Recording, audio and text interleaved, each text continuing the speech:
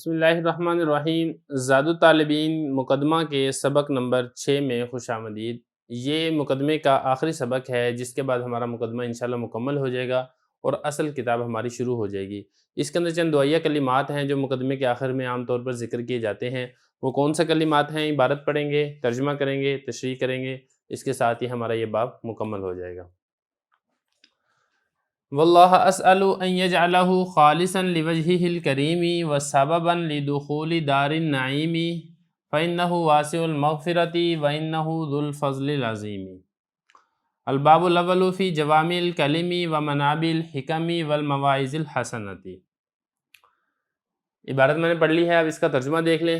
اور اللہ ہی سے میں سوال کرتا ہوں کہ بنا دے اس کتاب کو خالص اپنی کریم ذات کے لیے اور سبب بنا دے اس کو نعمتوں کے گھر میں داخل ہونے کا۔ بے شک وہ وسیع مغفرت والا ہے اور بے شک وہ بڑے فضل والا ہے۔ پہلا باب ہے جامع کلمات کے بارے میں اور حکمت کے چشموں کے بارے میں اور اچھی نصیحتوں کے بارے میں۔ عبارت بھی ہو گئی ہے، ترجمہ بھی ہو گیا، اس کی تھوڑی تشریح دیکھ لیں۔ سب سے پہلے نمبر پر ہے واللہ اسألو۔ اصل میں یہ جو لفظ اللہ ہے یہ اسألو کا مفعول بن رہا ہے، تو اصل میں تھا اسأل اللہ، میں اللہ سے سوال کرتا ہوں، لیکن جب ہم نے مفعول کو مقدم کر دیا، اور جیسا کہ عربی کا اصول اور قاعدہ ہے التقدیم ما حقہ التاخیر یفید الحصر والتخصیص، کہ اس چیز کو مقدم کرنا جس کا حق یہ تھا کہ وہ مؤخر ہو، اس سے حصر پیدا ہوتا ہے، تخصیص پیدا ہوتی ہے۔ تو یہاں پر بھی ایسے ہی ہے، حصر اور تخصیص پیدا ہوگی کہ میں اللہ ہی سے سوال کرتا ہوں، اللہ کے علاوہ میں کسی اور سے سوال نہیں کرتا۔ کیا سوال کرتا ہوں؟ ان یجعلہ، یہ کہ بنا دے اس کو۔ یہ جو ہو ضمیر ہے یہ لوٹ رہی ہے اسی کتاب کی طرف، زاد الطالبین کی طرف۔ اس کتاب کو بنا دے خالص، دوسروں سے ہٹ کٹ کے، نیت بھی خالص ہو، ارادہ بھی خالص ہو، اور خالص لوجہہ الکریم، اپنی کریم ذات کے لیے۔ جو لوجہہ میں جو ہی ضمیر ہے یہ لوٹ رہی ہے لفظ اللہ کی طرف، کہ اللہ تعالیٰ اس کتاب کو خاص اپنی ہی ذات کے لیے کر لے اور اس میں کسی قسم کا دوسرے کی طرف کوئی خوشی خوش کرنے کا کوئی عنصر اس میں شامل اور داخل نہ ہو۔ وسببا لدخول دار النعیم، اور اس کو سبب بنا دے، اس کتاب کو داخلے کا سبب بنا دے۔ دخل یدخل، دخول کا مطلب ہوتا ہے داخل ہونا، سبب بنا دے اس کو داخلے کا دار نعیم۔ دار نعیم یہ جنت کے ناموں میں سے ایک نام ہے، چونکہ جنت وہ ہے ہی نعمتوں کا گھر ہے، اس لیے اس کو دار نعیم بھی کہا جاتا ہے۔ دار کا مطلب ہوتا ہے گھر، نعیم یہ نعمت کی جمع ہے، اس کا مطلب ہوتا ہے نعمتیں، نعمتوں کے گھر میں داخلے کا سبب بنا دے۔ فَإِنَّهُ، بے شک وہ، یہ جو ہو ضمیر ہے یہ لوٹ رہی ہے لفظ اللہ کی طرف۔ بے شک اللہ تعالیٰ کی ذات واسع المغفرہ، واسع اسم فاعل کا صیغہ ہے، وسعت والا، المغفرہ غفر یغفر، المغفرہ یہ مصدر میمی ہے، مطلب معاف کر دینا، وسیع معاف کرنے والا ہے۔ وَإِنَّهُ، بے شک اللہ تعالیٰ کی ذات ذو والا ہے، فضل والا ہے، العظیم بڑے فضل والا ہے۔ تو چونکہ اللہ تعالیٰ کی ذات وسیع مغفرت کرنے والی ذات ہے، بڑے فضل والی ذات ہے، اس لیے اللہ تعالیٰ ہی سے ہم سوال کرتے ہیں کہ اللہ تعالیٰ اس کتاب کو خالص اپنی ذات کے لیے ہی کر دے اور اس کتاب کی وجہ سے مصنف کو جنت کے اندر داخل کر دے۔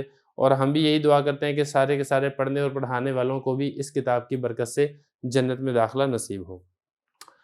اس کے بعد آگے یہاں سے الباب الاول سے کتاب شروع ہو رہی ہے۔ پہلے باب، اس میں جیسا کہ میں نے پہلے بتایا تھا کہ 2 باب ہیں۔ پہلے باب میں جامع کلمات ہیں، نصیحتیں ہیں، اور دوسرے باب کے اندر کل 40 کے قریب واقعات ہیں۔ تو پہلے باب کے بارے میں اس کا عنوان ہے، عنوان دیکھ لیں، الباب الاول فی جوامع الکلم، جامع کلمات کے بارے میں۔ جامع کلمات کون سے ہوتے ہیں؟ یہ ساری کی تفصیل پیچھے گزر چکی ہے۔ وہ کلمات جن کے الفاظ مختصر ہوں لیکن ان کے معنی زیادہ ہوں ان کو جامع کلمات کہا جاتا ہے، اور یہ آپ صلی اللہ علیہ وسلم کی ایک صفت ہے، جیسا کہ حدیث مبارک میں بھی اس کا تذکرہ موجود ہے۔ آگے ہے منابع الحکم۔ یہ منابع، یہ منبع کی جمع ہے، اور یہ منبع کہتے ہیں چشمے کو، وہ جگہ جہاں سے پانی پھوٹتا ہے پہاڑوں میں سے، اس کو منبع کہا جاتا ہے۔ تو یہ حکمت کی باتیں، واعظ و نصیحت کی باتیں، ان سے گویا کہ ان کے چشمے ہیں جو کہ آپ صلی اللہ علیہ وسلم کے فرامین سے وہ پھوٹ رہے ہیں۔ والمواعظ الحسنہ، مواعظ یہ جمع ہے موعظت کی، بمعنی واعظ و نصیحت، اور حسنہ اچھائی اور نیکی کو کہا جاتا ہے۔ مطلب نیکی کی باتیں، اچھی باتیں، اور حکمت کے چشمے اور جامع کلمات، یہ ساری کی ساری احادیثیں پہلے باب کے اندر ذکر ہوں گی۔ اور ان احادیث میں سے جو پہلی حدیث ہے وہ حدیث بڑی مشہور ہے، جو نیت کے متعلق حدیث ہے، انما الاعمال بالنیات جس کو کہا جاتا ہے۔ وہ کون سی حدیثیں ہیں اور کیسے وہ شروع ہوں گی وہ انشاءاللہ ہم اگلے اسباق کے اندر پڑھیں گے۔ آج کے سبق کی جو آخری بات ہے وہ یہ ہے، چونکہ اصل کتاب یہاں سے شروع ہو رہی ہے الباب الاول سے، تو اس پوری کی پوری کتاب کی ہم نے ترکیب بھی کرنی ہے، اس لیے آپ اس کی ترکیب بھی دیکھ لیں۔ الباب موصوف، الاول اس کی صفت، موصوف صفت مل کر یہ بن جائے گا مبتدا، اور یہ پورا جو جملہ ہے فی جوامع الکلم و منابع الحکم والمواعظ الحسنہ، یہ پورا جملہ اس مبتدا کی خبر بن جائے گا۔ کیسے خبر بنے گا؟ فی حرف جر جوامع مضاف الکلم مضاف الیہ، مضاف مضاف الیہ سے مل کر فی جار کا مجرور بنانا ہے آپ نے، لیکن اس سے پہلے آپ اگلے جملوں کو بھی اس سے جوڑ لیں۔ اس کو آپ بنا لیں معطوف علیہ، منابع الحکم معطوف اول، اور مواعظ حسنہ بن جائے گا معطوف ثانی۔ تو معطوف علیہ اپنے دونوں معطوفوں سے مل کر فی جار کا مجرور ہوگا، جار مجرور مل کر یہاں پہ ظرف چونکہ لفظوں میں موجود نہیں ہے، ظرف لغو موجود نہیں ہے، لہذا ظرف مستقر آپ محذوف نکال لیں۔